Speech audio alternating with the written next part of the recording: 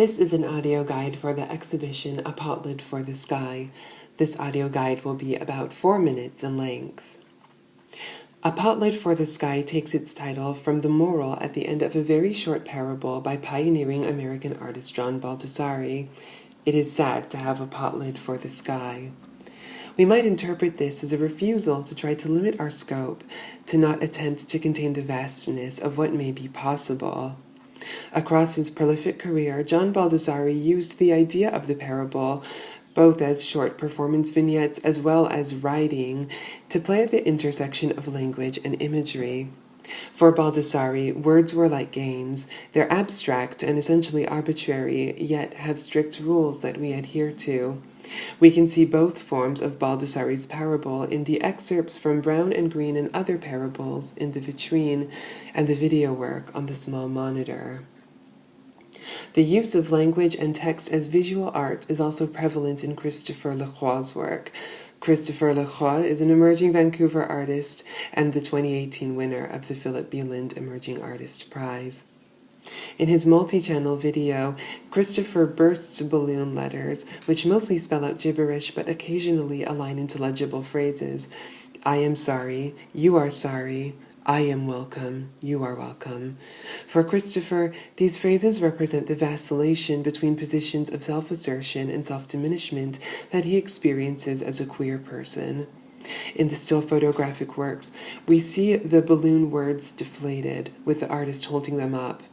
Whether he's celebrating their deflation or trying haplessly to keep them afloat is unclear. In another project, Christopher wrote a satirical thesis on being a queer artist, which he then shot with a .22 caliber rifle.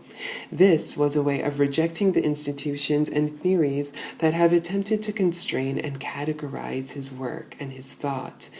Even so, the ways in which the words seem to resist or evade the bullet wounds hints at the fact that these frameworks have given him the knowledge needed to critique them in the first place. This seesawing between rejection and gratitude is perhaps most evident in the large framed print on the south wall, a photograph of Christopher's MFA degree parchment, which he erased meticulously with 1700 pencils.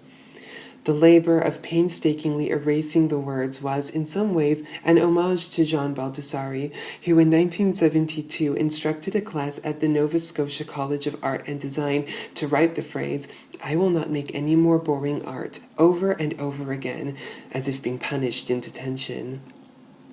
The gesture of repetitive writing directly contradicted this statement being written, creating an opportunity for critical thought and reflection. Christopher ordered pencils from the Lachma gift shop inscribed specifically with that phrase in Baldessari's handwriting. Far from embracing the artist as genius, John Baldessari portrayed the artist as a more hapless figure. We can see this in works like Man with Snake or Throwing 3 Balls in the Air to Get a Straight Line, both of which show situations that veer out of control. The snake, which seems to be on the verge of attacking its handler, or the made-up game at which the artist is only occasionally successful. This performance of abjection strikes a chord with Christopher, who negotiates his position as a queer emerging artist who, on the one hand, inherits the legacies of art history, and on the other hand works to reinterpret and reimagine them. At the end of 2020, the pledge, "I will not make any more boring art," carries a particular urgency as we reflect on how we have arrived at this present moment, the institutions and systems we take for granted as important, and where we go from here.